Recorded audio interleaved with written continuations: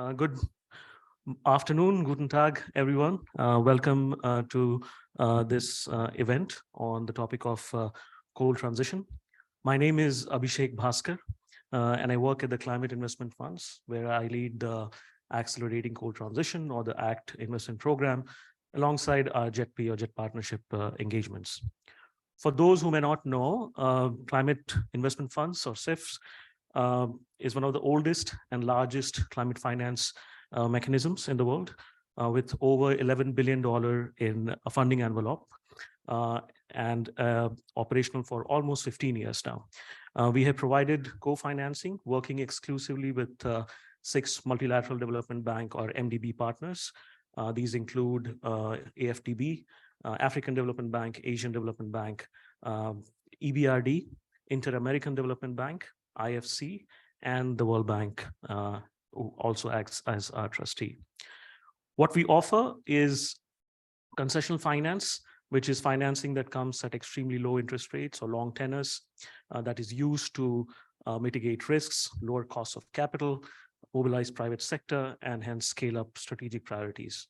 We offer funding for areas such as clean energy, resilience, and forestry. Our most recent initiative, you already saw the video, the ACT investment program. It's a little over $2 billion in funding envelope, and through that we are looking to support 6 economies that are dependent on coal. These include South Africa, India, Indonesia, the Philippines, North Macedonia, and Dominican Republic. And what we have on offer there is support through a 3-pillar approach to tackle challenges related to policy and institutional reforms, just transition of people and communities, as well as stranded assets or retirement and repurposing of existing coal assets in these economies. So against this backdrop, we have worked with our technical partners, Black & Veatch, to put together this study that looks at technical and financial considerations for repurposing existing coal assets, particularly coal power plants in some of these countries. So today we'll hear from our key partners, leading thought leaders, practitioners, from their perspectives based on their unique vantage points on some of the key topics, issues that they face or they consider in this space. I would like to thank Federal Ministry for Economic Cooperation and Development in Germany, as well as Powering Past Coal Alliance for co-hosting this event with us. Feel free to pose your questions to the speakers in the chat, or those in the room, please raise your hands and we'll make space for that. For any more information, you can always visit our website. I think the details are in the chat window, www.cif.org. And feel free to tag us using @CIF_action on social media. So with that out of the way, let me kick off the proceedings and invite Mafalda Duarte, the CEO of Climate Investment Funds, to provide welcoming remarks. Mafalda, over to you. Thank you very much, Abby, and good morning, guten Morgen, guten Tag. This is my opportunity to show my very limited German language knowledge. Good night as well. Good evening for those in further east time zones. I see the colleague here from Indonesia, Masyita. I also like to thank the government of Germany and Powering Past Coal Alliance for joining efforts with us in this event. This is one more of our efforts with partners to advance this agenda, which is a really important agenda. I think it's important that we realize how critical it is to accelerate coal transition. It is the single largest source of GHG emissions. If we were to consider coal a country, this would be the single largest. If it would be the single largest emitter as a country of greenhouse gases on Earth. And clearly, all of the analysis and scientific studies have demonstrated that we are certainly not in the right trajectory. Even the latest IPCC report makes that understanding hopefully clearer. We really have to accelerate. And in terms of coal, we already knew before that we need an 80% reduction in coal-fired power generation by 2030. It is positive to see that this transition is advancing in developed countries. Germany being in the leadership on this as well. But it's also important to recognize that we have a major challenge in developing countries. Because the energy needs are growing in these economies. These are also countries with fast-growing populations, and they have a much younger coal fleet. And in fact, there are still coal plants being commissioned, and therefore, with long economic lives ahead of them. I always found interesting some of the data points, and IEA is very good in giving us all of this information, that in fact, we have 60% of the coal fleet that it still has around 20 years of economic life. Tim can say if these numbers are still correct or if they have changed in the meantime, but this is just to show us the challenge, all of this. So in the normal times with no climate crisis or urgency, these assets would run for another 20 years or more. And what we are saying here is that we have to advance the end of their economic life. And if this was just a matter of infrastructure, probably it would be easier. But this is not a matter of just infrastructure. This touches on people's lives, entire economies. So there are tens of millions of people that depend on these economic activities, not just coal-fired power generation, but coal mines as well. We did some studies not that long ago, and we precisely focused on South Africa and India, countries that we are supporting under the Accelerating Coal Transition Program. And it was a very humbling, or should I say it was an important moment, at least for us certainly, to understand the social implications of the transition we are talking about. In India, for example, 3 million people that are directly or indirectly in the coal sector. And in Jharkhand, which is the region that we looked at, coal actually employs 10% of the population in the region. And because coal as an economic sector, as an important economic sector, actually is a source of revenue to local authorities. And local authorities, for example, are important in terms of provision of social services.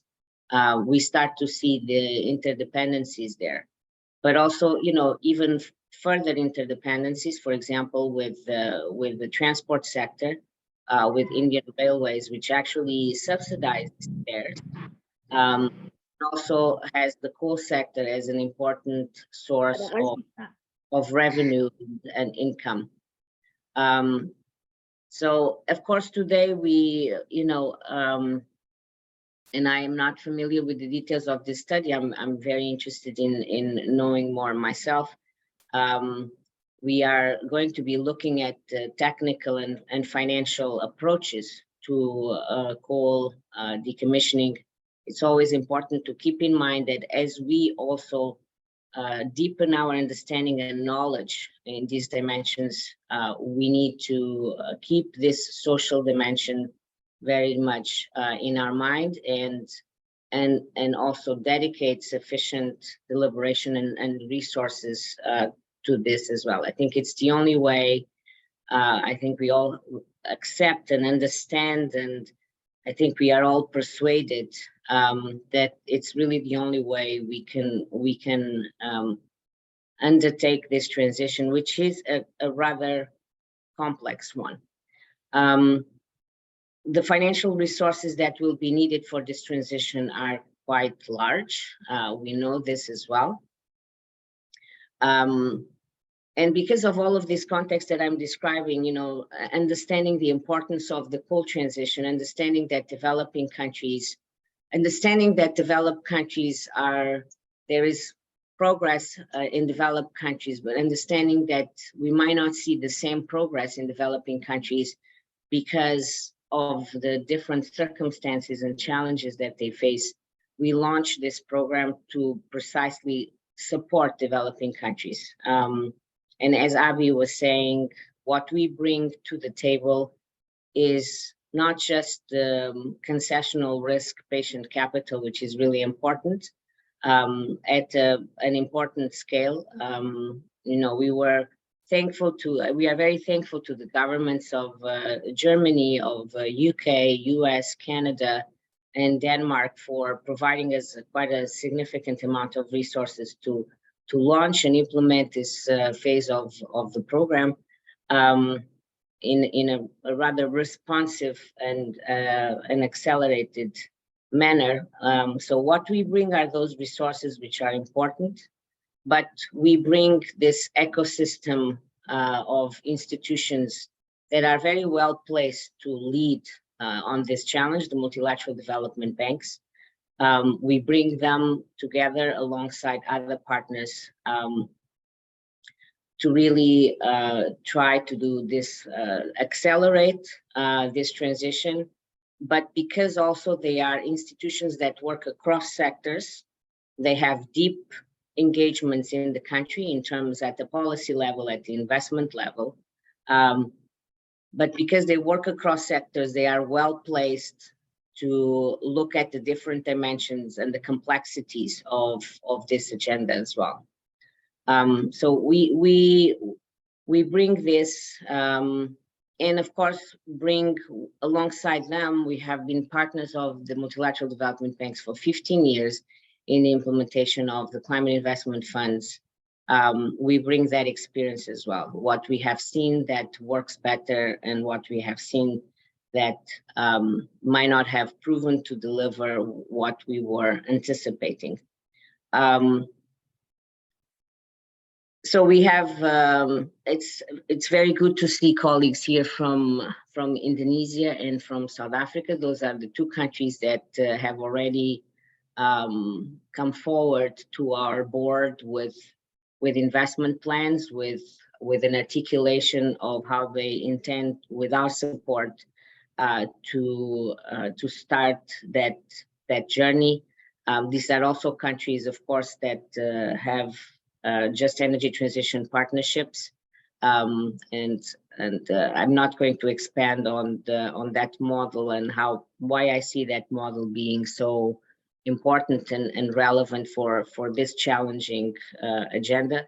But I also look forward to hearing from them, and again hope that this study with other analytical work that we have done and other partners here are doing, certainly IEA last year also, I believe it was last year, launched an important report on coal transition.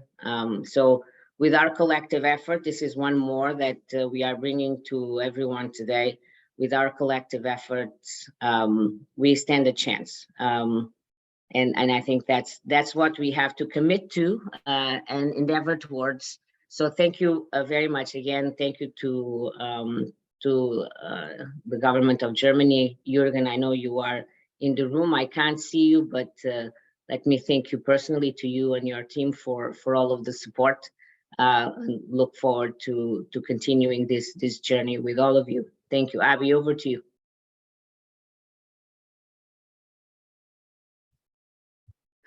Thank you, Mafalda, and really appreciate you joining this early in the morning. It's 6:30 in DC where she is. 2 points I want to mention from your remarks, which are absolute necessity. One is the availability and scale of concessional finance, and second is the role of partnerships. And recent models, be it ACT or JETPs or jet partnerships, they sort of reiterate that point, the necessity of a wide availability of significant volumes of concession finance and a role of stakeholder engagement and partnerships to deliver on that ambition.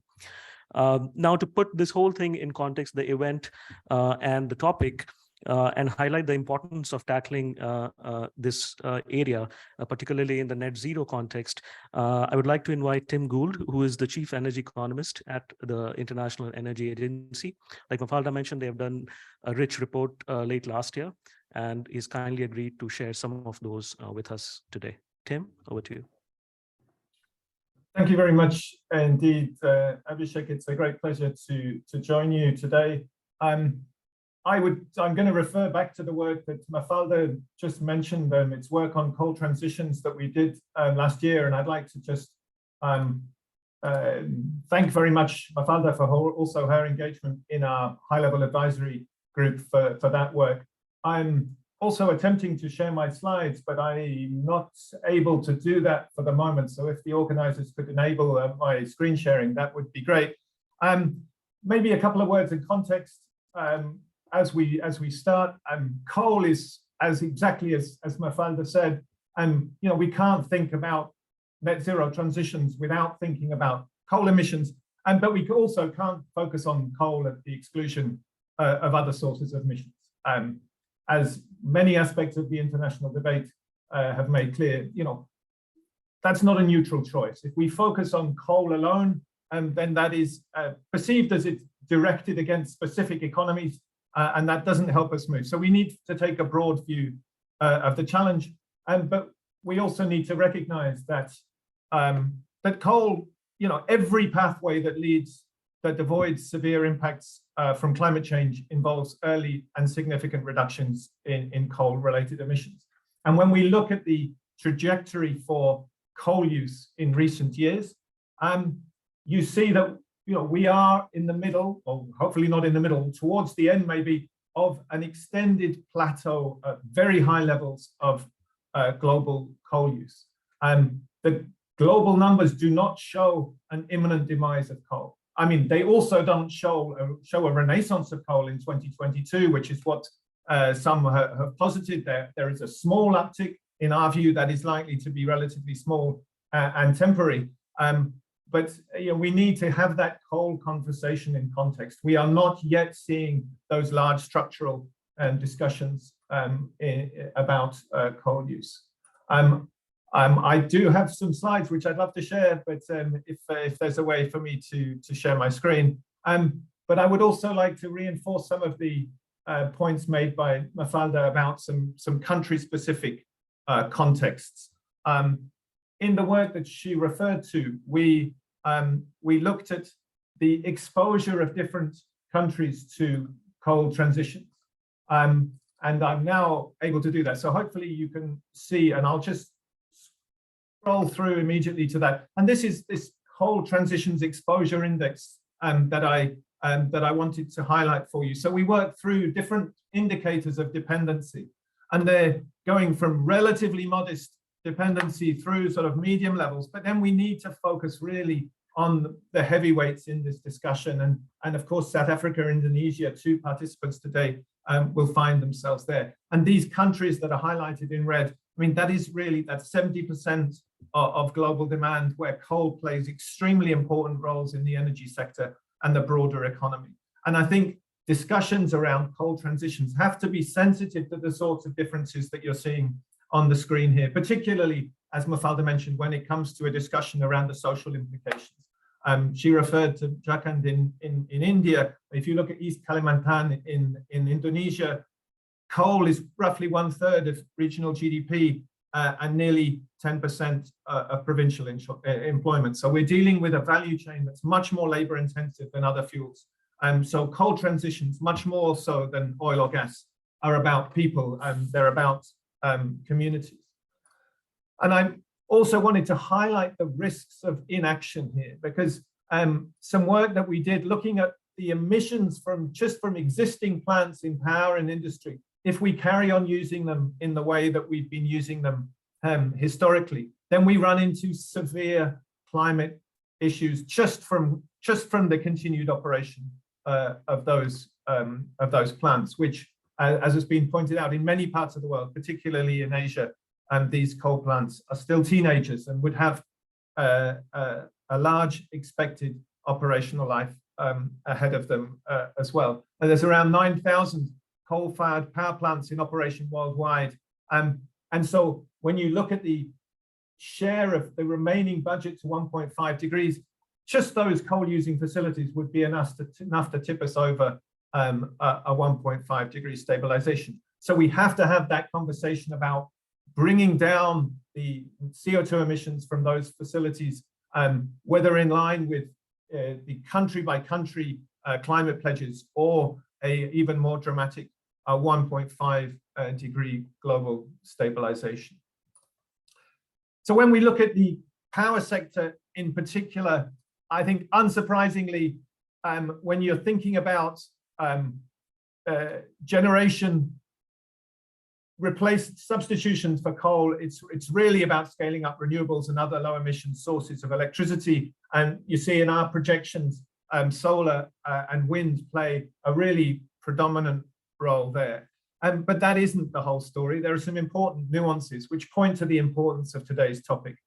So replacing unabated coal generation is only part of the story. And we also need to replace the other services that coal-fired power plants produce. And we need to make sure that we have guarantees for electricity security through transitions. An important aspect of that is the possibility to repurpose some coal-fired plants to operate less, but operate more flexibility. That repurposing is an important part of our own scenario work. And that's the reason why coal-fired capacity, as you can see on the left-hand side of the screen, declines at a slower pace than the generation. And when you think about replacing the capacity and system services that are provided by coal, you need to have in mind a different set of technologies. Battery storage plays a part, notably for those short-term flexibility requirements. But then there's a whole host of other technologies in play, including various dispatchable sources of low emissions power, and including areas like co-firing with low emissions hydrogen and ammonia. And when we think about other uses of coal, notably in the industry sector, we have some distinctive characteristics there as well. So industry, around 30% of total emissions from coal today, and in contrast with power, where many of the substitute technologies are mature and very cost effective already. And the key word when we think about industrial coal emissions is innovation. So many low emissions alternatives to coal-based steel, chemicals, or cement production technologies are just at the beginning of their journey to large-scale deployment. So they are going to need continued significant additional support to scale up. And in our view, advanced economies need to take the lead in supporting demonstration and diffusion of these new technologies, and some are doing so already. But ultimately, most of the deployment needs to be in emerging and developing economies that are building up their national infrastructure and will be using a lot of these energy-intensive materials. Finally, some issues around financing and investment. And to start with, let's consider the capital in today's coal plants that has not yet been recouped by investors. So in our estimation, in the power sector alone, investors in around 1,400 gigawatts worth of plants, so that's around 70% of the world's coal-fired power fleet, have yet to recoup more than $1 trillion of invested capital. And as you can imagine, that can be quite a big problem for the political economy of coal transitions. And in addition, many of these plants are not really exposed to market competition. So the favorable economics for renewables don't force them out of the system alone. So some of them are protected by contracts that guarantee a certain level of operation. So we need to be quite innovative in how we think about financial solutions that can help to reduce or remove this potential roadblock. And it was mentioned up front as well already about the cost of capital. And if we turn those coal plants into a sort of curve for the weighted average cost of capital, it varies widely, but our estimation is that on average, we have a corporate cost of capital for those investments of around 7% globally. So plants recover that capital over time. So within 10 years, with continued operation, about 300 gigawatts of capacity returns its initial capital to the asset owners, and that can make it easier to then move these plants towards retirement or to repurpose them to run less frequently. But if we were able to refinance some of those coal plants at a lower rate and bring down the cost of capital for coal plant owners by 3 percentage points, that would more than double then the amount that could be retired or phased down within 10 years. And of course, as people have mentioned already, that requires a significant volume of investment, including international finance. And we have numbers for that in the analysis that we've done. But I won't get into those numbers here. I will just leave you with a few concluding thoughts. So coal, by no means the only source of emissions, but we won't address climate change unless we have specific policies and measures to tackle coal. We need integrated approaches, and I think the Just Energy Transition Partnerships there are very an important example of how we can bring in all aspects of this transition, including social aspects. We need to remember that a range of technologies are going to be required to substitute for the different services that coal provides, and we will need those partnerships. We will need substantial international support, including substantial international financial support. This is a global effort, and in our view, at the International Energy Agency, there are a few more important tasks in energy transitions than to get coal transitions right. And I'm very much looking forward to hearing more details about the work that's been done and hearing from our Indonesian, South African, and other partners during the discussion. Thank you very much.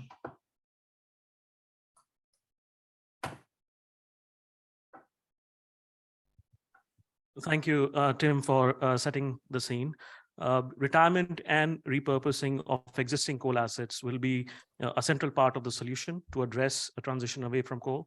And that is one of the reasons we have a significant volume of our financing, close to 70% of it dedicated to the infrastructure side of things to allow entities to retire and then repurpose those assets using climate smart alternatives.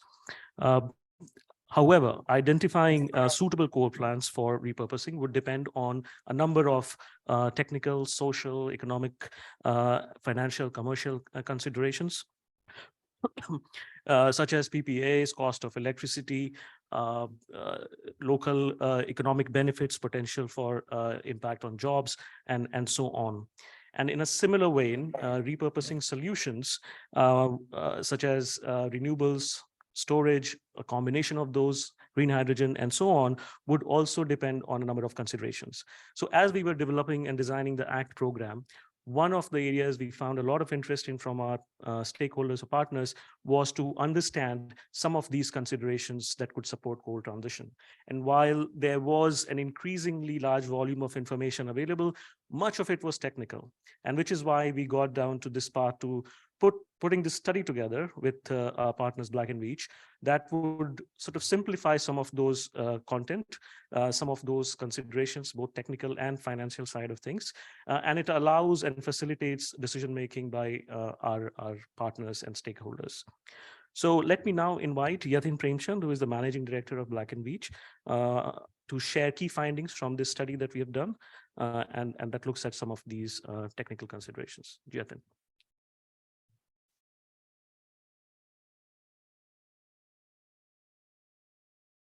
Thank you, Abhi. Good morning, good afternoon, good day to everybody around the world. We'd like firstly to thank SIF and its partners for having us on board to be able to support this global initiative, which is quite a bit of a hallmark. If you look at Black & Veatch, and for those of you who know us, we've been in the business of building coal-fired power plants for decades. We exited from that practice a few years ago. And a lot of our clients now are asking us, how do we decarb? So we do have a bit of a base which we're operating from.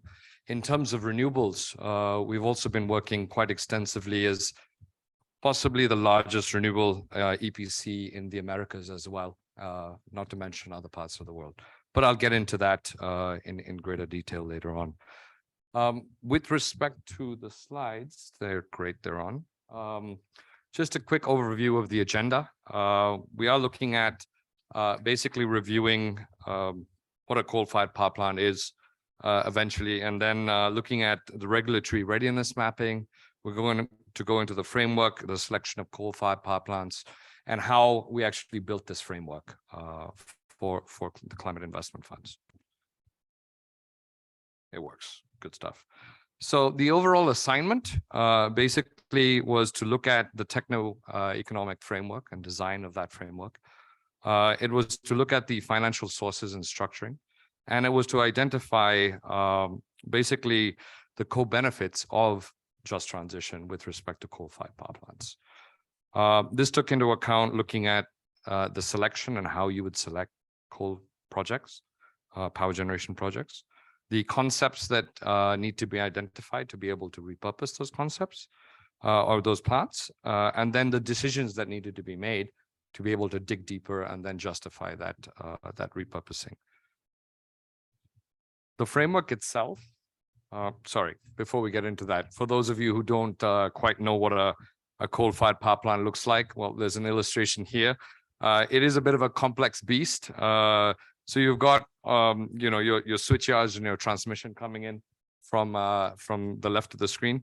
You've got the control rooms, you've got generators, you've got turbines, you've got condensers, you've got a whole host of other technologies.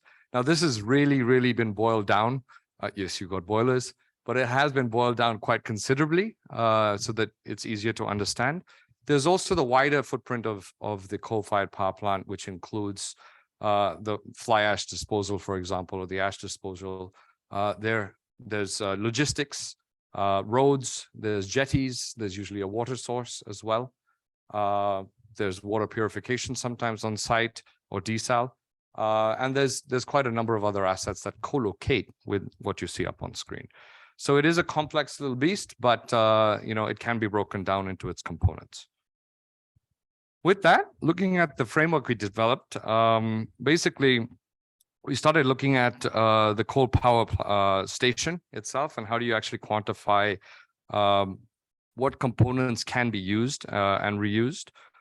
We looked at the identification of the types of concepts that could be put on that same land and that same plot of land using some of the existing infrastructure from the coal power plant, as well as the infrastructure on site, and that's connected to the site. We looked at then the selection of these concepts, which I'll also get into in a little bit, with respect to what is applicable for this power plant. What can we reuse and reutilize on one side, but then what are the decarbonized sort of solutions that can be adapted to that specific site? And that then leads to the decisions that are made with respect to what are you going to actually do with this particular site, right? The tool itself, or should I say the framework itself, is generic enough to be used not only in developing economies, but pretty much anywhere, looking at assets that want to decarb.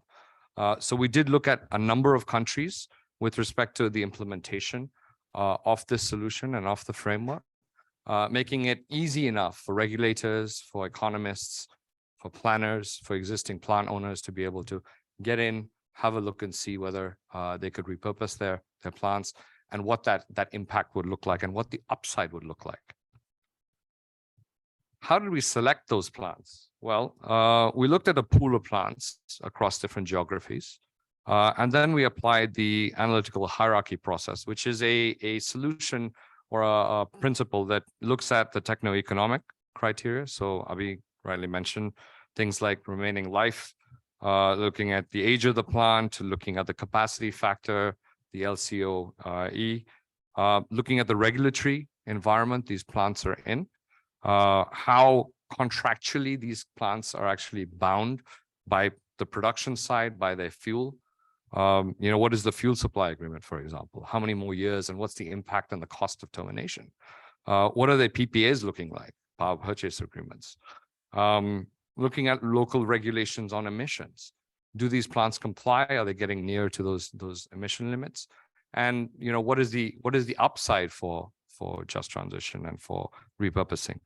And then looking at the socioeconomic side, which is looking at the just transition emissions profile and the impact on local economies and labor, right? You can't leave that out.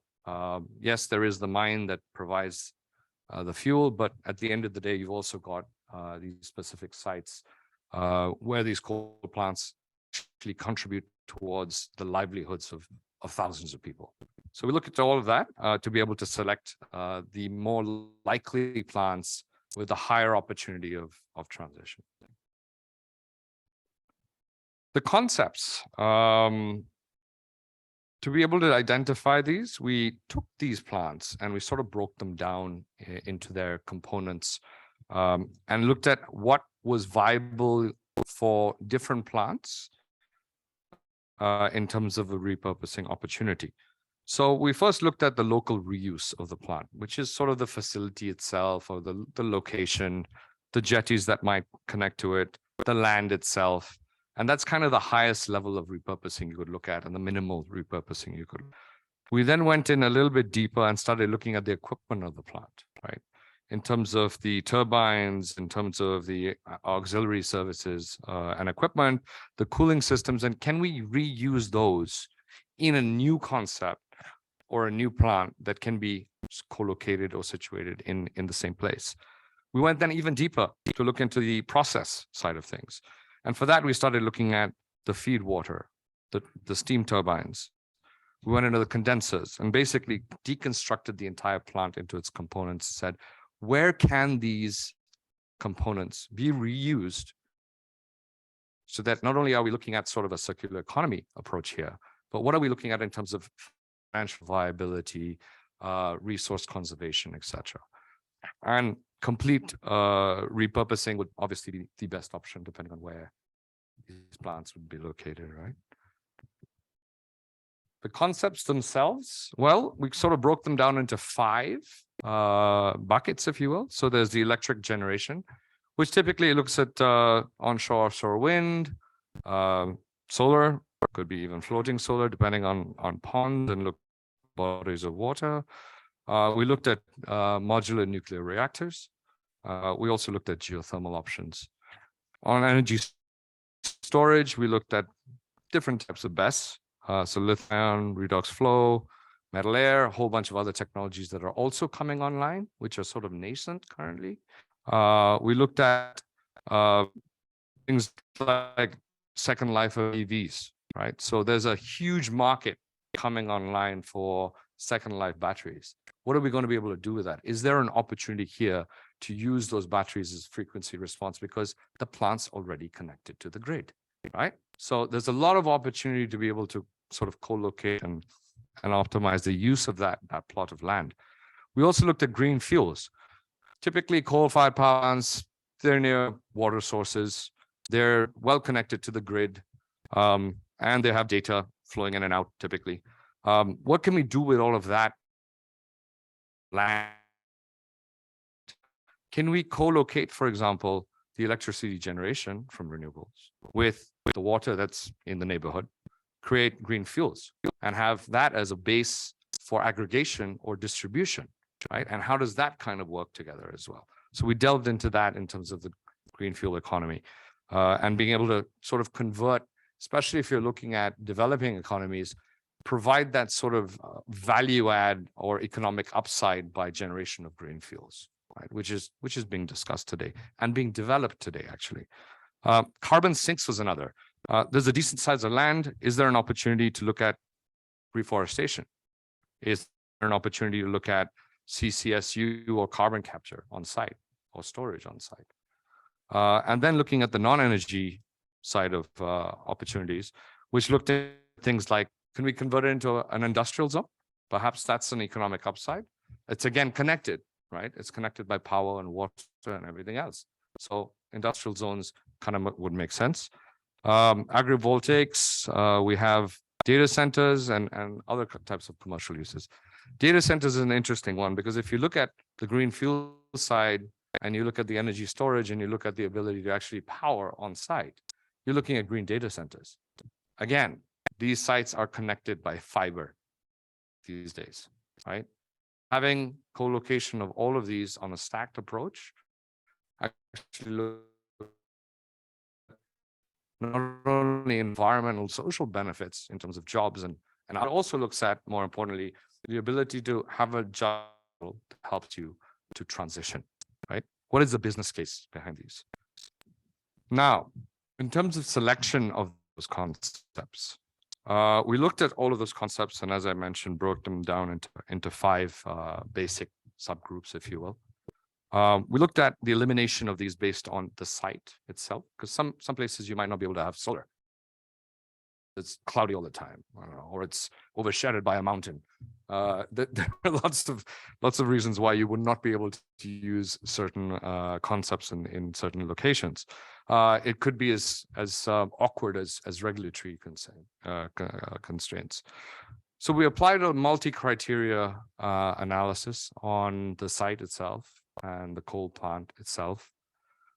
We looked at the techno-economic and social elements pegged to each one of those concepts. And we looked at a final ranking of what would be the most probable techno-economic, social, environmental probability of being able to use a set of concepts on that site. And that's kind of how we distilled down to what could be probable for a repurposing concept on a specific coal-fired power plant. We looked at co-benefits as well, which are quite critical. There's no point in going down and just winding down a plant and leaving all of the people to go and find their own jobs. So we looked at a whole host of different aspects which underpin the evaluation of not only the solutions and the concepts, but also the entire just transition plan, as well as the decarbonization of that site. So looking at job creation, looking at the ability to use new technologies in countries and places where they've not been used. So there's training, there's upscaling of labor and people. There's community benefits through that as well. So you retain jobs, but you upscale, and therefore you have better, well, basically you're looking at elevating the society in the location. So there's community benefits. We're looking at also reduction of waste, right, and reuse. So conservation of resources was another element, emissions reduction, and then stranded assets, because a lot of these coal plants at some point in time are going to become stranded assets. So the avoidance of having these plants just sitting there, not operating or being stranded, because regulations changed or finances change or insurance doesn't cover it anymore, or there's a social movement, will leave these plants in a stranded situation. So taking all of that into account as part of the tool was also quite critical. To be able to get to that point, we also looked at the various aspects of, was the country ready for this, right? What's the power sector looking like in these countries, in these 6 focus countries? As I mentioned earlier, we built a lot of the power infrastructure in these countries already, transmission, distribution. Now it's renewables, it's green hydrogen, it's ammonia, it's fuels, it's EVs. We're moving away with our clients to that point. But we needed to look at what are the implications for our older clients who are looking to transition, and how does the regulatory landscape in that country actually help them? Or where are the gaps, and how do we address those gaps? So we looked at the power sector and reform in that, and hurdles, as well as opportunities. We looked at the climate goals of these countries, and we looked at regulatory readiness and the ability for an asset owner today to say, yes, I've got 10 years left. What can I do? How do I get to this point with XYZ concepts that are in play? And finally, what we did is, or what asset owners can actually do, is they can go and plot all of this through the tool and see where they're actually positioned with respect to being able to transition their assets. And that tool basically has been digitized thanks to SIF, and it should be up and running, I guess, after the launch, which we're looking forward to. Just a little background on Black & Veatch. Yes, I did talk about us, with respect to being in the coal sector in the past. We're an engineering construction firm with an advisory arm. Been prominent for 100 years in the power sector, as well as data sector, water sector, and a whole host of others.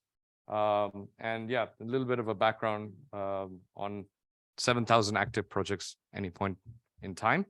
And we're employee owned. So our whole company is actually moved when in particular, when we exited from coal, our whole company moved into enabling sustainability across all of the assets and all of the enterprises that we work for. Same thing in our transaction space.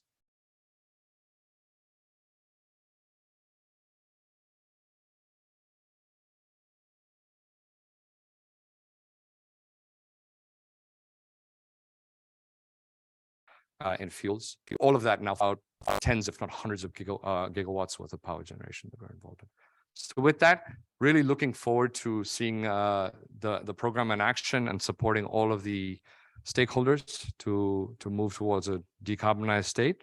And would like to thank again the Climate Investment Funds for your support and having us on board this journey, as well as our team at Black & Veatch. Thank you very much.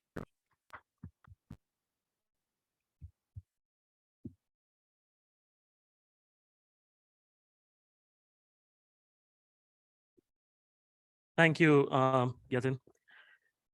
Like Yatin alluded to, as we were walking through the study, we identified an opportunity to translate some of the findings, the assumptions, into something that was more accessible, easy to use, and perhaps available online, that users can use to understand what are some of these key issues, key factors to inform their decision-making process. So we are happy to, we have a surprise. We are happy to give a sneak peek into a beta version of this online tool that we have put forward so far. We are looking to launch it during the summer. And the goal of the tool is basically fold. One is to help identify from a portfolio of power plants a set of suitable candidates for repurposing. And the second goal is for these selected plants to look at potential repurposing solutions. So again, this is something we are trying for the first time, the beta version, but also the tool itself. So hopefully this will be a useful reference and toolkit that users in developed and developing countries can use. So only caveat I would add here is that this does not replace a detailed feasibility study that will still be needed for each of these sites, but at least for early part of decision making, it gives you a sense of what are some of the key issues to be considered. So to do that quick dry run, I would invite my colleague Devi Prasad, who has led the IT development of this tool, to walk us real quick through the different pieces of it, and then we'll jump directly into the panel discussion. Thank you. Devi.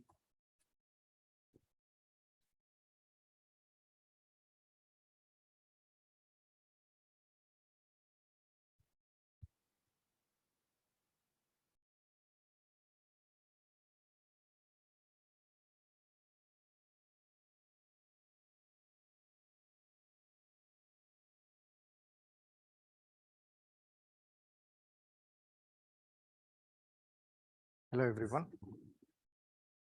My name is Devi Prasad, and I lead various finance and IT related work streams within the CIF. So I'm here to present to you, give a sneak view of the solution that we have developed based on the report that Yatin just spoke about. So, so this tool, we are currently in the final stages of development, and we are hoping to launch it this summer. So as Abhi already mentioned, the main objective of this tool is to provide users with a practical web-based solution that simplifies the evaluation process for coal transition. To achieve this, the React tool follows the framework and methodologies that Yatin just described, which forms the basis of the report. And it uses a multi-criteria decision-making approach to evaluate suitable coal power plants and repurposing concepts. So the React tool consists of two modules. The first one is will help to identify suitable assets from a portfolio of coal power plants for repurposing. And the second module helps to identify suitable power plants, suitable repurposing energy and non-energy solutions for a set of identified coal plants. So depending on the user's objectives, these modules can be sequentially used or they can be independently used. And there is this tool we are developing with a lot of help text, a lot of features, which makes it easier for the users to understand how to navigate the tool. So going into the first module,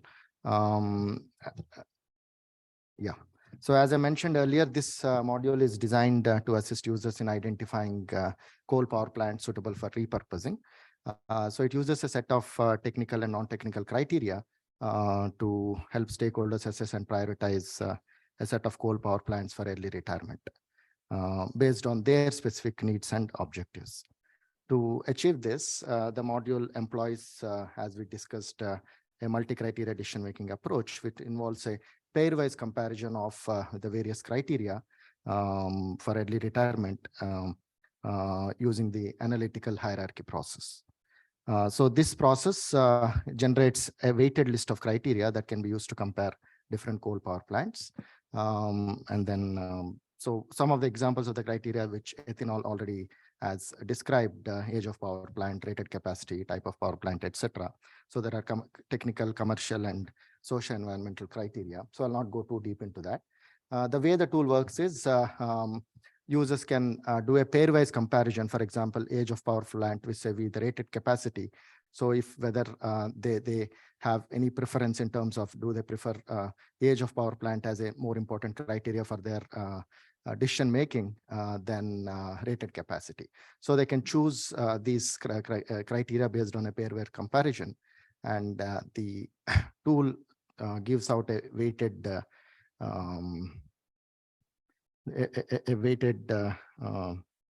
list of criteria that can be used to compare the power plants. So the weighted list of evaluation criteria is shown in a pop-up just for users to see how their selection translates into the weightages. In this case, I've changed the weightage in certain, just for demonstration purposes. And this weightage is translated into the next screen, where users can enter plant level data, which users can select any number of plants. For example, by default, we have given 5 plants, but they can select any number of plants. And in this module, the users enter the list of specific plant level data for all coal power plants under consideration for each of the technical, commercial, and socio-economic criteria we discussed earlier. So once this information is entered, the next screen gives the final ranking of the coal power plants based on the input priority order of the evaluation criteria. So this is module 1. With regard to the module 2, which we call the repurposing concept selection module. So this module lets us the users to identify optimal and feasible strategies for repurposing the coal power plants. For example, the 5 categories that Yatin just discussed. So users can select any number of the options, the concepts that they want to evaluate. And based on that, they can assign weightages to the concept selection. And using that weightages, the system will calculate, give an option to users to select for each of those options, whatever is the rating, whether it's the best, average, or poor rating. And then that gives the users the option to come up with the final ranking of the potential repurposing concepts.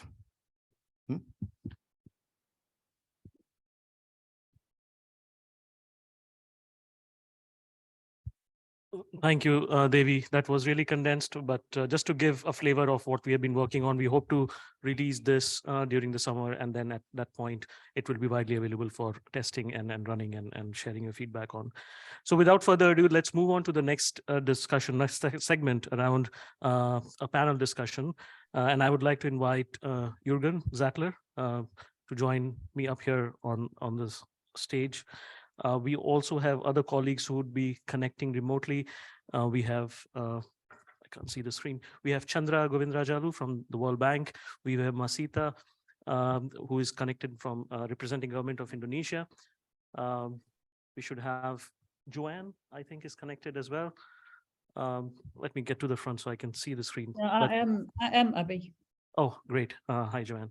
So I'll switch to the chair before carrying on with the conversation. Thanks.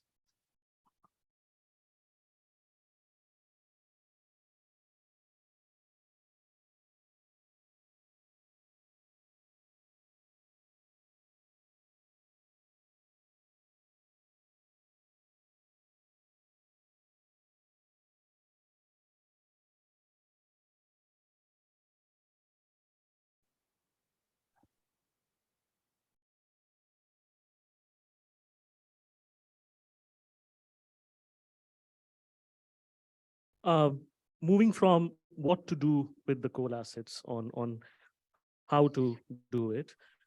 In this panel discussion, we'll look at the financing side of things from the vantage points of sovereigns. We have Germany represented by Jurgen. We have South Africa and Indonesia represented by Joanne and Masyita. And we have a multilateral development bank representation through Chandra, who is from the World Bank, the leading bank operating in over 170 countries.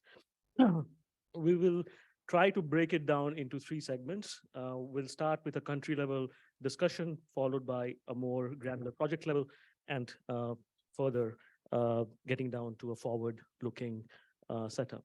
So let me just confirm, Jurgen, that you are not blocking by sitting here. If it's okay that Jurgen sits here? Yeah, for the online audience, so I think it's fine. So let's start with the complex task of setting ambitions at the country level. Germany is one of the countries that once faced an inflection point in terms of the direction it must take to facilitate a transition away from coal or from fossil to cleaner sources of energy and ensure energy security for its citizens. And today, it once again faces that question as we try to deal with another energy crisis through the war in Ukraine. So, Jurgen, as from where you are seated as Director General of the Ministry for International Development at the Ministry for Economic Cooperation and Development, can you tell us how, as a country, does one look internally at tackling a national, multi-sectoral, complex priority like coal transition amidst a global crisis? So easy question. Yes, thanks a lot. And first, let me thank you for having me and us here. It's really a pleasure. And it's also good to see how the CIFs are evolving and also adapting to the challenges we just have seen. So Germany, I mean, probably all know that Germany traditionally is very dependent on coal. The Wirtschaftswunder, the German economic dynamism after the Second World War was based on coal and the coal regions. And it's even a cultural issue in some regions.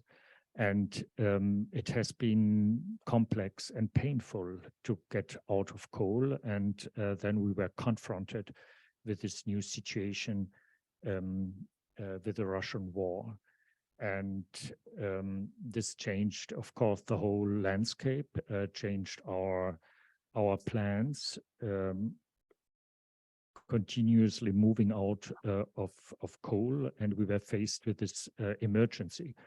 And the strategy in this emergency was to increase temporarily the provision of coal and also the production of coal, but at the same time increasing the production of renewables and also working on energy efficiency and saving energy.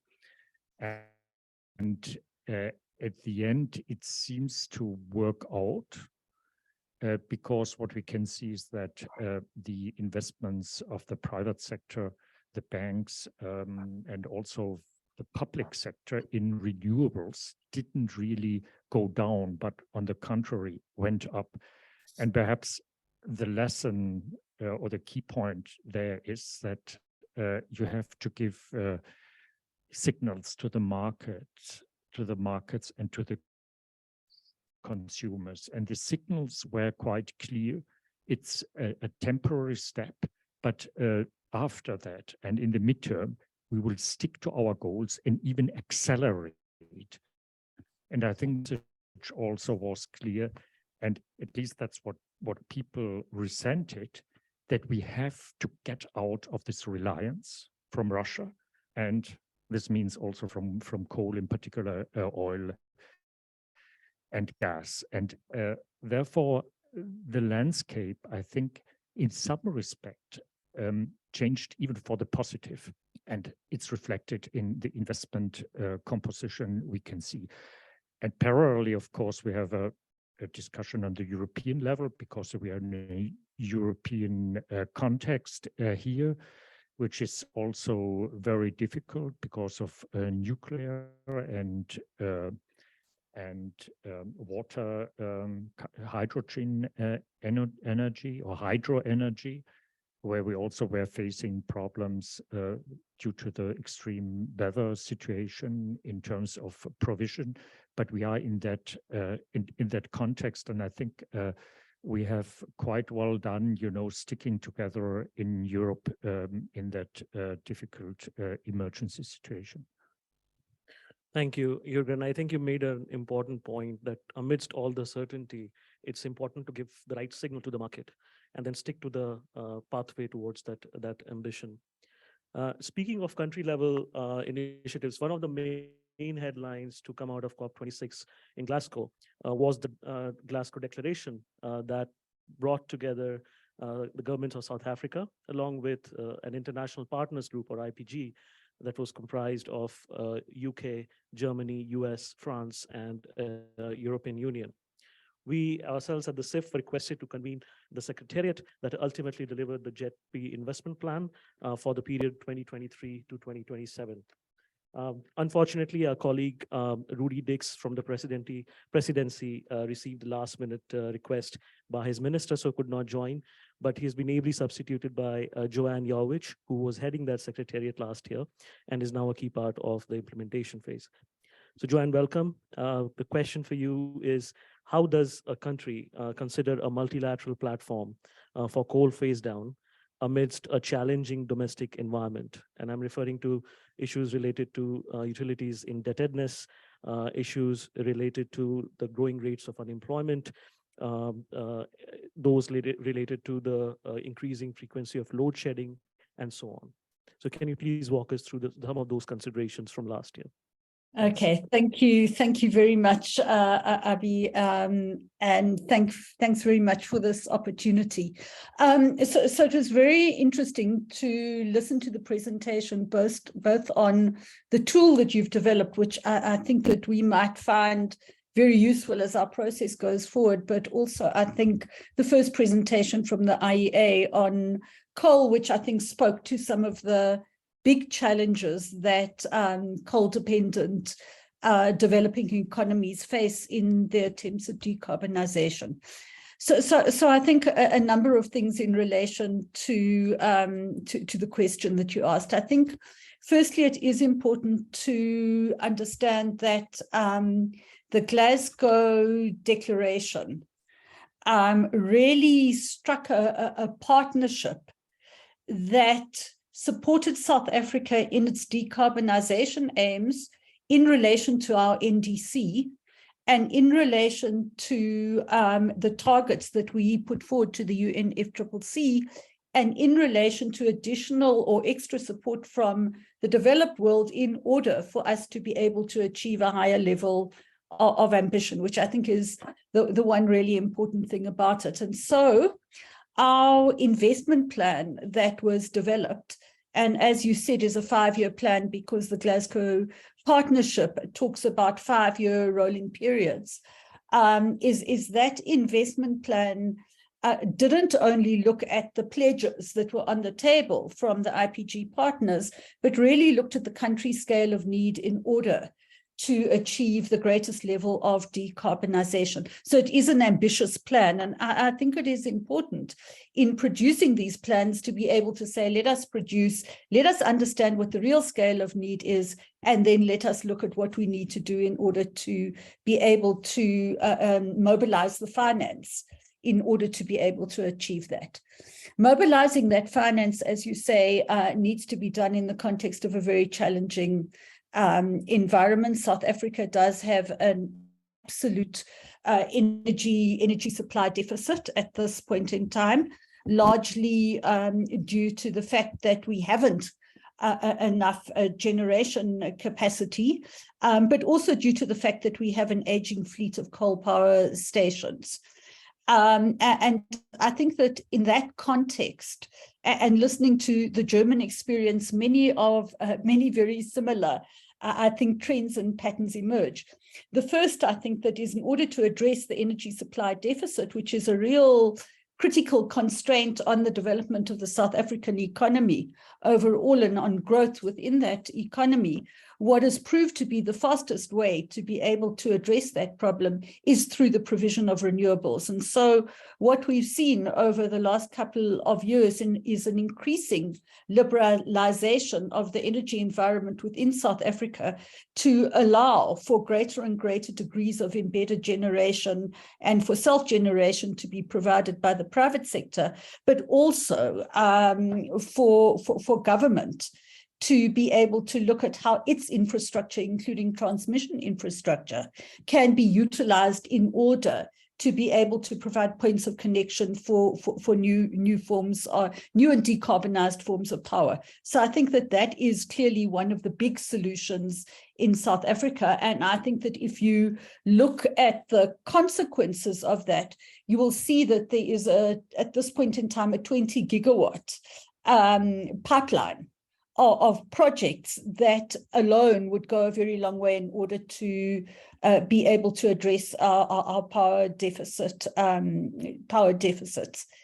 I think the second thing is that in relation to the financing issues, what has become clear is that there needs to be, and there has been, a commitment by the South African government to support what is a struggling utility, in this case Eskom, in order to be able to restructure itself and in order to be able to restructure its debt in order to make it a much more investable entity. And so there is simultaneously a process of unbundling so that Eskom becomes a three-division entity, including with a big transmission or a transmission entity, transmission generation, and a smaller distribution entity, and that with government taking on a significant amount of the debt, and also ensuring that in the way that is done, that there's a set of efficiencies introduced into the organization that in the long run make it a much more investable organization, including for an institution that is really looking to generation in the long run being increasingly driven by low carbon sources of power. So I think that those are two of the critical issues. Just to respond to the tool itself, I think that in our context, and maybe we have just come through quite an intensive process of consultation on the investment plan with a range of social partners. And I think that what has become increasingly clear is that the issues, given the significance of the coal value chain overall, the significance of the socioeconomic issues and the just transition issues as almost overriding criteria in relation to the acceptability of the technical decisions that must be taken has become increasingly clear. And so I can't emphasize sufficiently the need for, on the one hand, both public education, public understanding, engagement with stakeholders, and the development of the socioeconomic plans that would bring comfort to those affected communities and workers that the impacts on them are going to be managed in a way that ensures that they are not any worse off. And I think that without that, in a developing country context, you can't really go any further. Thanks. Thank you, Joanne. Having worked on and then in South Africa for the past couple of years, I can attest to many of those points, and particularly the point around the role and importance of ensuring a just transition of the people affected by the transition. We are quite fortunate to have with us Masyita Crystallin, who is Senior Advisor to the Minister of Finance in Government of Indonesia. Indonesia followed up on the Glasgow Declaration announcing its own country platform. It's called ETM, and just for the users, I'll mention that it is different from ADB's ETM. It is the Indonesian country platform, which shares that name, but it's a different structure. They announced it at G20 in Bali last year. So I'd like to invite Masyita to talk about their country platform approach. What are some of the key considerations? What are some of the key elements of that structure? Masyita, over to you. Thank you, Abhi. Thank you for having me. So I would like to share with you about the energy transition mechanism country platform in Indonesia. So basically, we all heard about the South Africa, which has started to announce earlier during the COP26. However, during the year after that in the COP, we also announced work with ADB on energy transition mechanism, but then Indonesia also decided to have a more country-owned, country-managed platform that we can manage by ourselves with separate goals. Yeah. So basically, Indonesia, you probably already heard that there's a bit of an oversupply in the main island in Java. We have 17,000 islands, so oversupply in one island doesn't mean that other islands also have an oversupply, and the inter-island transmission is also not available right now. So the landscape for the energy mix is quite challenging for us to directly do the energy transition mechanism in a regular way. So in a regular way, you would try to build renewable energy, or you would phase out the brown energy while building the same capacity in the renewable energy. In the case of Indonesia, with oversupply of almost 40% or around more than 12 gigawatt, in Java is very significant. So if we don't phase out part of that capacity, then the capacity of fiscal, for example, and also the electricity company will be challenged as well in the future. Next slide, please. So we started building a mechanism. So basically, there are three things that our minister asked us to do. Basically, we start with the policy first. We're looking at the macro condition, the energy reform, what are our NDC target, and also our energy mix target, the condition of oversupply, and and fiscal condition, etc. We're working top down, looking at those policies and the big variables moving, and also the target of Indonesia. But also we're reminded to also start from the bottom up approach. So we're starting to look at asset by asset. If you see on the right hand side on number 6, we have the PLN projects or the state-owned asset, but we also have the IPP or the private-owned coal power plant. These are a different type of asset, but there's only a single buyer of electricity from the generation, which is our own SOE, PT PLN here. So we start looking at those oversupply at a very granular level of plan by plan, and create a country platform that could help us manage the work on this energy transition and be able to find source of fund that is not only coming from the fiscal, which must not be enough for this kind of thing, but also from the commercial and philanthropy and other concessional fund that could be blended into making this project happen. So we have steering committee and board, and also the country platform in the middle. The function of the country platform is not to do all the energy transition. So in Indonesia, if you can do a private initiative of doing the energy transition, You don't have to be in the country platform. What will be in the country platform is that energy transition project that actually need the facilities from the fiscal. So the facilities will include the risking facility, commercial loan at the semi-concessional, depending on the blended financing available, low-cost refinancing, equity, and various technical assistance. The point here is that so that we can create a catalytic financing and projects become more bankable so that we can crowd in private investment and hence the project become scalable. In the facility itself, we separated the fund basically to two parts. The first part is more on the building the renewable energy projects, but the second part is also on the carbon reduction fund. The mechanism for the country platform and overall policy change, also thinking about the revenue recycling and also just transition.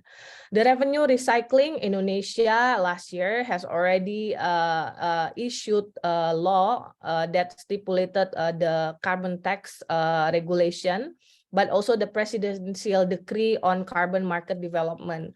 So now the several ministries are in coordination to finalize the roadmap for carbon market, including carbon tax. But because of the COVID, the implementation of carbon tax will be postponed, of course, but the carbon market development is still ongoing. And then also the roadmap for energy transition mechanism, because these three roadmaps has to be aligned with each other, and Indonesia target to have the carbon exchange onshore by 2025. So in this, we're now creating all the regulation, the presidential level and the law level has already been issued. Now we're working on the lower level of regulation in order to set this up. So one policy, number two is regulation. Number three that we need to prepare for doing a project at this scale is the institutional readiness, right? So we have this country platform. We also have our sovereign wealth fund, Indonesia Investment Authority, that's also working on energy transition mechanism. On the just transition side, we are working with ADB last year on the macro level of social and environmental sustainability analysis to look at the social and environmental impact of energy transition at the macro level. However, and at the project level, once projects are being issued, then we will require another set of project level survey or analysis on social and also environmental impact to making sure that the transition is not only affordable, like what we expect with the country platform, but also just. Next slide, please. So this is the launch of the Indonesia ETM country platform. As Abi mentioned, we identified 15 gigawatt of both owned by our SOE, but also the private power plant for retirement. We're also creating the financing mechanism, as I mentioned, and currently working on the regulation, the finance ministry's regulation on the fiscal incentives for supporting the energy transition mechanism. Second, we also signed an MOU for our very first ETM project. This is done by our sovereign wealth fund, Indonesia Investment Authority, 660 megawatt in West Java. This is pure private initiative because the power plant are actually try to get out of the sectors as well. This is without fiscal support so far. So my point here is that these things, when we have enough interest rate differential between the interest that we have now and then when the power plant was built, actually we have a window to phase out, in this case 5 years, without fiscal support or additional concessional fund. However, if we would like to increase our ambition in this energy transition, we want to cut down even more, then we need the help of the concessional fund and different mechanism as a catalytic financing to crowd in more private investment. I'll stop here, Abi. Thank you. Thank you, Masyita. Both Indonesia and South Africa are different. You have energy surplus in one situation, and you have extremely high energy shortage in the other. But what is interesting and common, apart from ACT, of course, is the fact that they are both looking beyond business as usual to see how they could achieve their own country level ambitions and aspirations towards net zero and neutrality. To close this segment on country level considerations, let us look at the supply side of such development finance.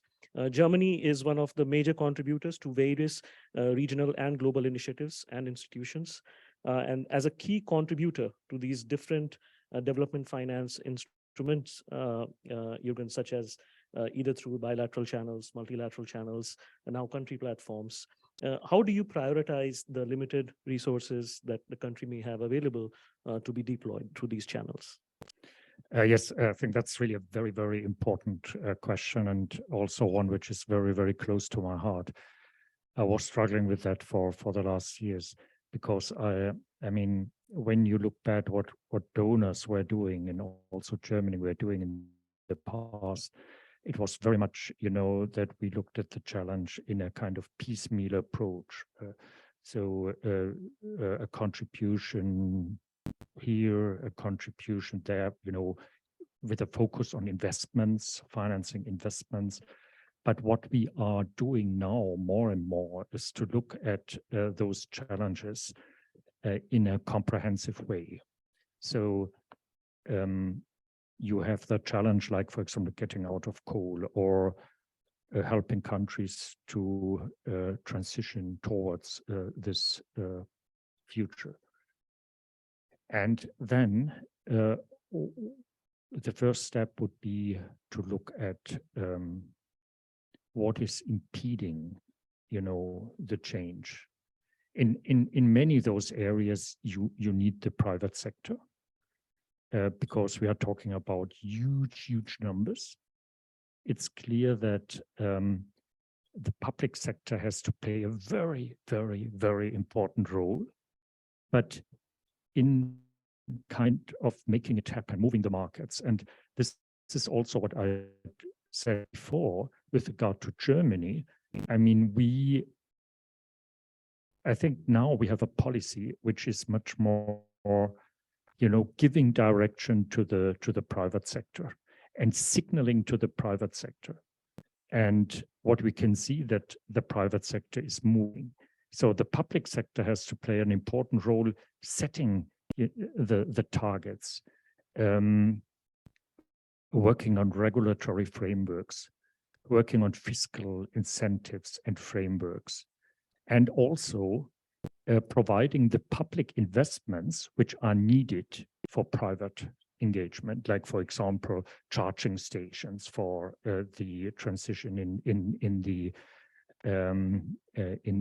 traffic sector.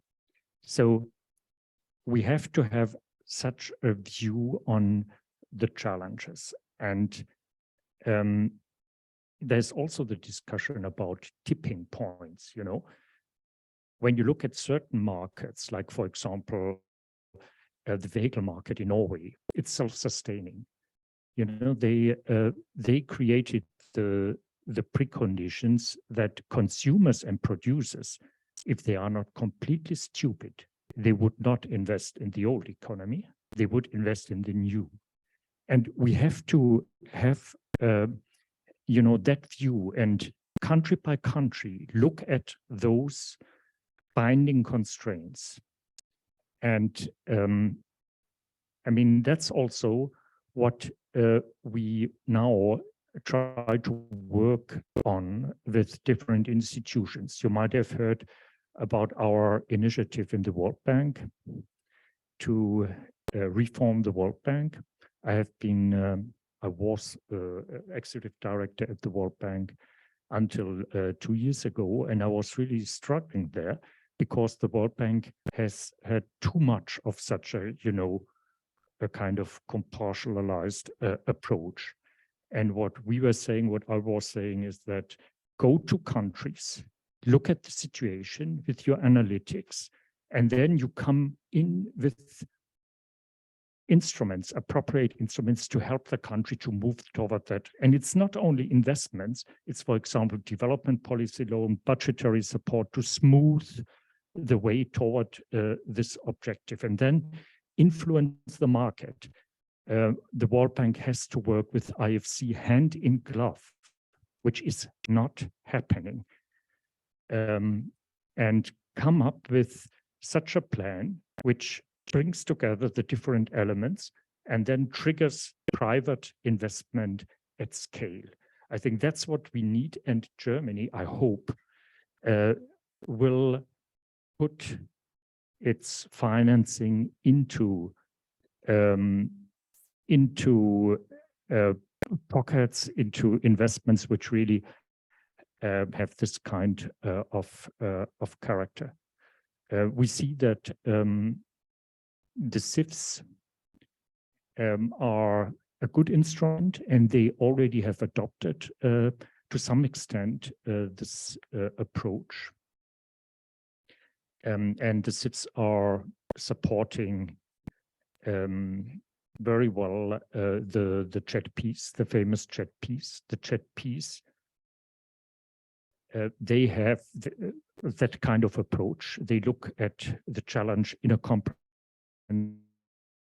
way.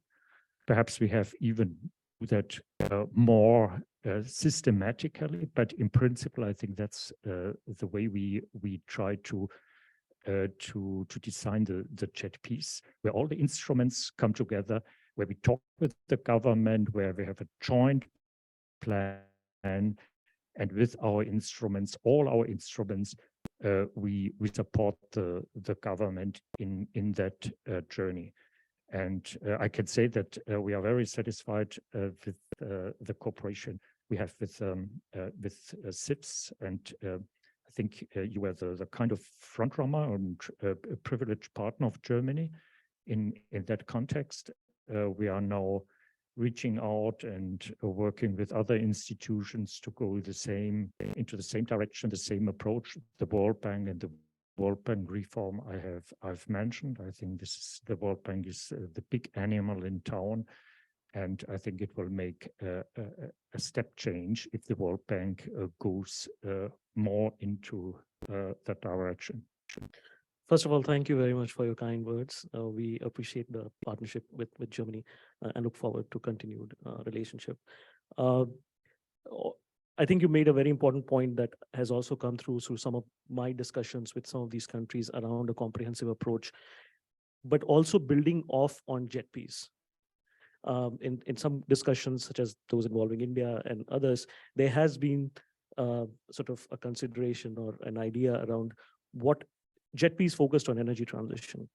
Could there be something which is multi-sectoral, but a country platform that invites donors and other financiers to come in and play a plug-and-play model? It could perhaps cover all SDGs or something more broader, but that talks to the comprehensive approach.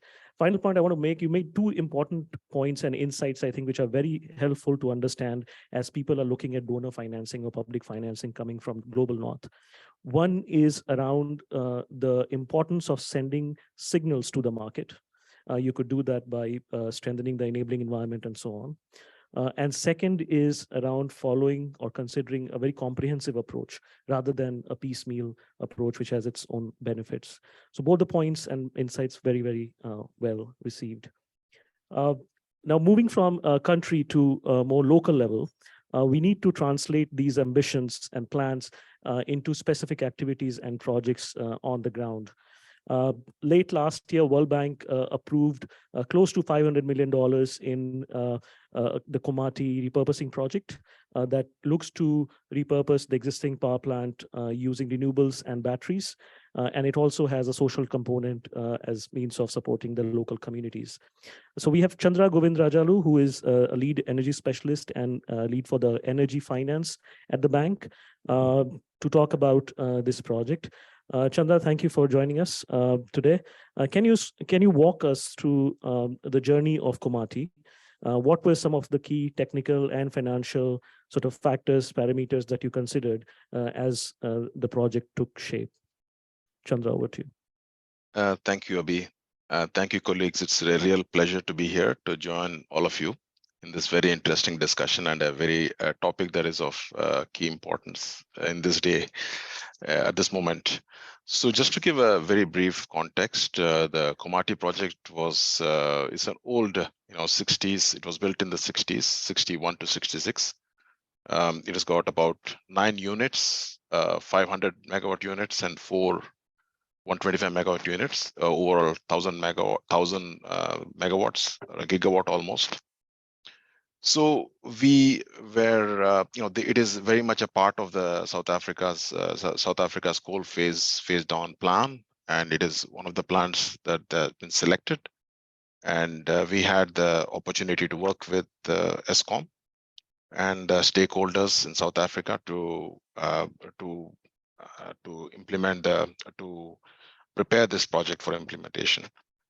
So the key, and there were very important lessons learned, and I would like to share a few of them, and also where development finance played a critical role, and where private sector opportunities need to be further developed, as Jurgen, you mentioned. In fact, and there CIF does provide an excellent opportunity for us. But before that, I just, what we started the World Bank with kind support from the Powering Past Coal Alliance funding through to SMAP, to Energy Sector Management Assistance Program. We had a very early start in engaging the stakeholders, which was very critical in us being able to get where we are, getting the project.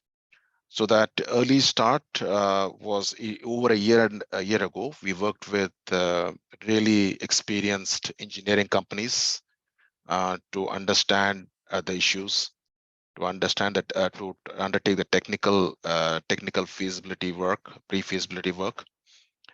Also at the Eskom level, to get them more comfortable. The senior management of Eskom, we visited with them some projects in the West, in the US, for example, which is again going to the point that, showing the real examples on the West, in the West is really helpful in getting this agenda moving forward.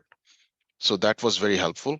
At the technical level, the World Bank, of course, we were playing a role of the facilitator, getting all the stakeholders together, getting the buy-in. We were able to do that. And going to the options and at the technical level, all the possible options, like Yatin mentioned earlier, from Black & Veatch mentioned earlier, we considered a whole range of options together with the counterparts Eskom, from renewable energy storage, gas, even biomass, and also possibly nuclear. But the overall point was that given the infrastructure, the transmission infrastructure that is already available, it was considered that it will be a power system, in investment that should be made. So we ended up with the option, after all the techno-economic analysis, that renewable energy and storage would be the best options. Again, an overriding concern also when we heard from the stakeholders was, before you shut down, you need to start planning for substitution. That's an important consideration, and that we had to bring together in the way we planned the Komati decommissioning and repurposing. The way it has been done is that the repurposing is in 2 phases.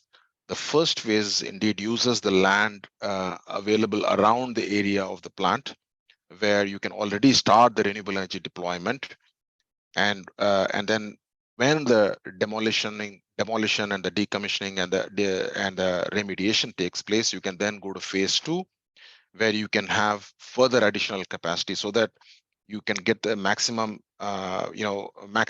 output and minimum disruptions in the way energy is being substituted. So that was an important consideration. Overall, the phase 1 and phase 2 together, we'll have about 150 megawatts of solar PV, about 70 megawatts of wind, and 150 megawatts of battery storage for 4 hours. The overall 370 megawatts will be replacing these plants. So the substitution aspect was important. Then the other aspect that Joanne also mentioned is very critical, that came out very clearly is that the socioeconomic impacts are complex and multi-layered. And indeed, the direct impacts at a plant level are much smaller compared to the indirect impact at the community level and at the broader regional level. So that was a clear message that we got, which we had to address, and we were able to do that by incorporating as socioeconomic assessments as part of the pre-feasibility work. Also, we had done some of that, and also later on, as a separate project component has been developed to support not only the workers but also the businesses that will be impacted and the wider community that is going to be impacted through various interventions, whether it is retraining, whether it is support for infrastructure projects, not all of which I must say will be climate change projects. There will be all sorts of projects. There'll be some climate change projects like the agrivoltaic project that also was mentioned in the BV presentation, but there will be other projects also. So that also we need to take into consideration that while thinking about coal transition, we'll not only have climate change projects, but others also. Then finally, the importance of climate, climate finance. We had put together a package of concessional climate finance that included concessional climate financing from Canada, as well as additional financing from GAP through SMAP. So the overall package was very important that we had it as a significant concessional money, part of which is going to help the renewable energy projects that will be coming up from this. I think we have exceeded the time, Abhi. I'll take a pause here unless you want me to continue on something. No, you're right, Chandra. I think in the richness of the discussion, we lost track of time. We are a few minutes overboard, but we promise to end soon. So bear with us for another 10 minutes as we close this. But we'll keep the dialogues open. Feel free to reach out to us through our website and our social media channels. But Chandra, if you could offer your closing thoughts, that would be great. Well, I mean, I think this has really been a very sort of learning. It's been a learning experience. And South Africa also thinks of this as a pilot project that will open the door for many of these projects. And our climate investment funds accelerating coal transition program is really going to help implement 3 or 4 additional projects in this direction. And we need to really, at the center of there is a social aspects for which grant support will be needed. And we have to take that into consideration as we move forward. And as the implementation, as we move towards implementation now, beyond South Africa, in India, the coal transition plan is being prepared. Indonesia is already being prepared.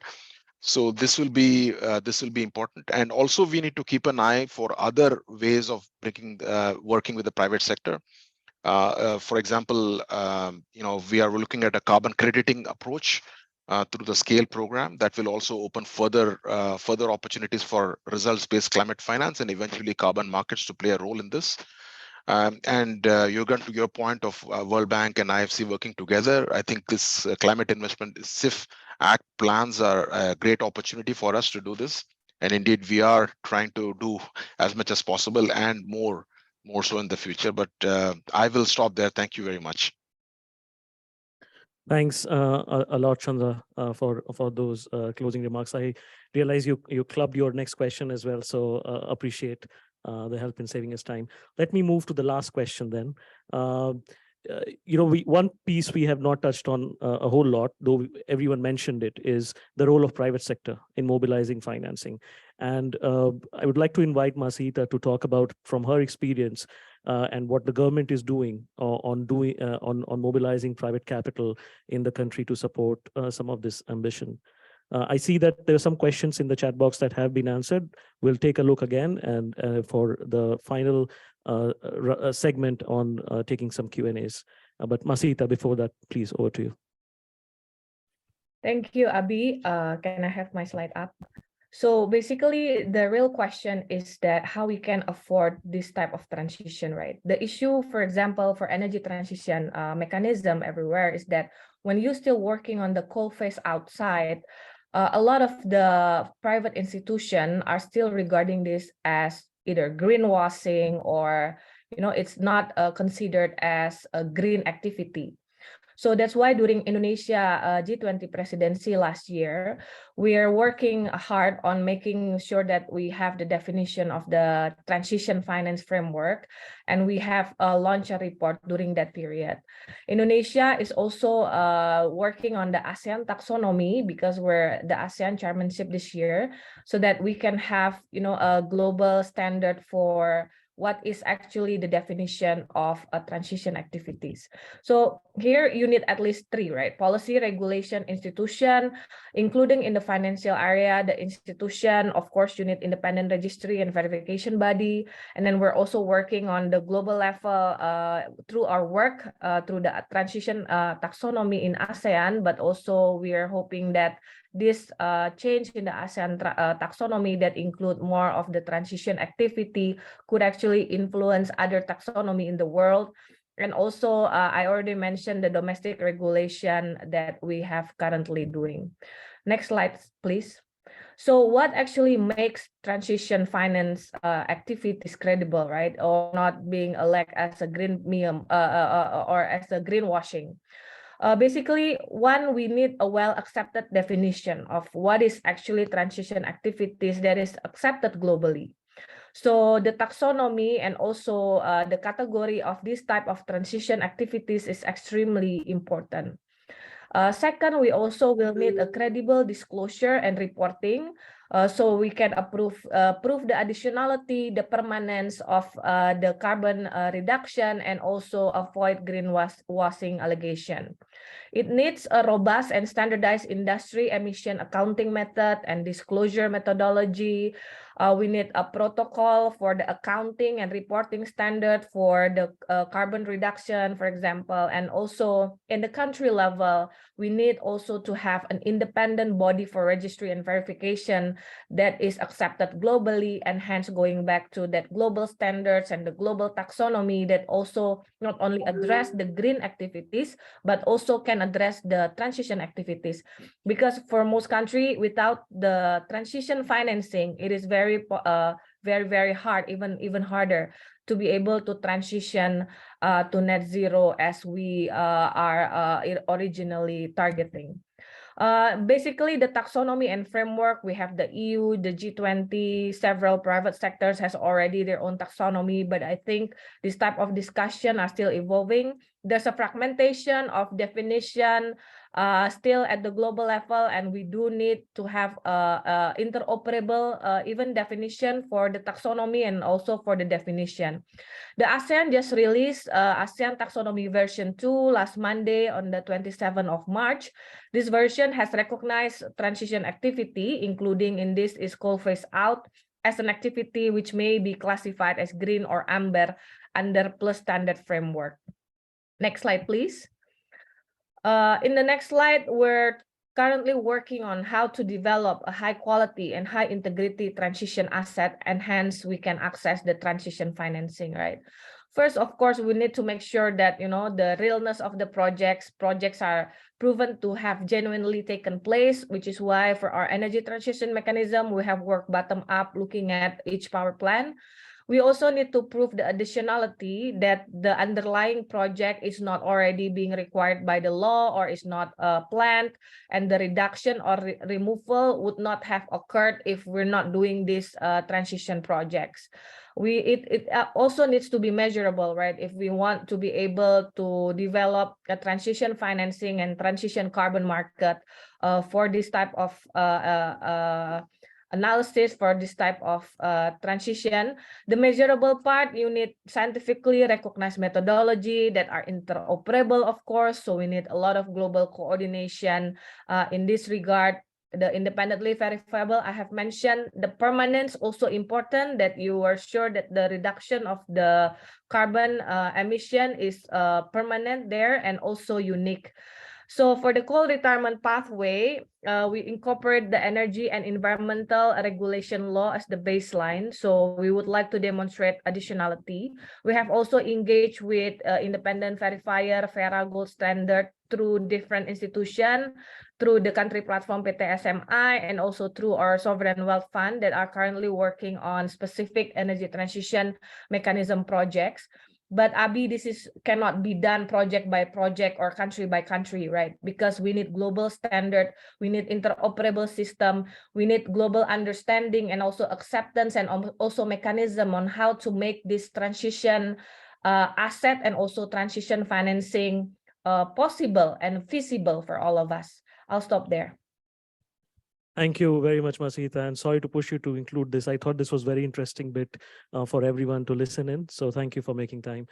This brings us to a close of our session. We have received feedback, questions, some of which have been responded to. One of the questions was around whether some of these presentation and content will be available. The answer is yes, it will be available on our event page. So please feel free to dig in once the event has ended. Now, to close matters, I would like to invite Garth Ehrhardt, who is the Director of Climate Finance and Partnerships at Environment and Climate Change Canada. Garth, over to you. Thanks very much, Abby. And I know we're a little bit over time, and it's been an early start for me, and I could really use a coffee, so I'll try to be succinct. Obviously, I'm here representing the Government of Canada, but I'm also waving the PPCA flag, so to speak, which we proudly co-chair with the UK. I'm joining you today from Canada's capital in Ottawa, and I want to acknowledge that this is the traditional territory of the Anishinaabe people. Many of us today are working and joining from different places, and I think it's important to reflect on the traditional territories we may inhabit, particularly when we're talking about things like the importance of ensuring a just and inclusive transition to clean energy, which I was really pleased to hear was an important cross-cutting theme throughout the discussions and presentations today. So why am I here? I'm here today because Canada knows that ending emissions from coal power is one of the most important steps that we can take to keep 1.5 degrees alive. That's why we are one of the first and largest supporters of the Accelerating Coal Transition Program, pledging 1 billion Canadian dollars in 2021. And today's discussion and the launch of the REACT report is further proof of the critical work that CIF is doing to advance coal transition. So congratulations to the team for all the hard work on this event and the report. This was a really rich panel and discussion, as you mentioned already. What I really like about events like this is I often come into them thinking I know a little bit about the topic. And by the end, I've learned a lot, but I've mostly learned about how much it is that I still don't know and have to learn. So, you know, everyone really delivered on that today. A few reflections. We heard that repurposing assets can speed coal retirement in a way that reduces cost, stimulates investment, and preserve jobs. We've also learned about the need for both public and private financing mechanisms to turn aging coal assets into bankable projects. And as I mentioned already, we talked a lot about the importance of community engagement and addressing social costs to ensure a just transition. This process isn't easy. In Canada, we've experienced the political, economic, and social challenges that can go along with coal phase out, and we'll continue to experience them as we move towards a net zero grid by 2035. So we recognize that countries need access to finance and technical resources to meet Paris goals, while also ensuring reliable and affordable access to energy. That's why Canada's made the energy transition and coal phase out a cornerstone of our 5.3 billion international climate finance commitment. We see promise in JETPs as a model to coordinate our work and crowd in private investment while facilitating dialogue with affected communities, and we're a proud contributor to these partnerships. So what we're really seeing is an evolving state of the art on coal phase out. Look no further than the work of the PPCA. At COP27 last year, we released our first ever report on coal phase out, documenting progress and innovation, which I think is very complementary to the discussion we've had today. And I would encourage people to go check it out at ppca.org. And going forward, our hope is that more governments, businesses, and organizations show leadership on coal phase out by joining the Alliance. After just 5 years, we have 165 members and counting, And after what we've heard today, we're excited to think about where we'll be in another 5 years. So in conclusion, a big thank you to SIF for organizing this event today with PPCA, and big thanks to all the panelists, all the presenters for a really great discussion. And thanks very much for the opportunity to speak with you. And I look forward to our close collaboration with the SIF Act in the future. Thank you. Thanks very much, Garth. And this brings us to a close. I would like to once again thank the German government for their support in co-hosting this event, along with the Powering Past Coal Alliance, who have been our partners for quite some time now. So thanks a lot, everyone, and look forward to continuing the discussion.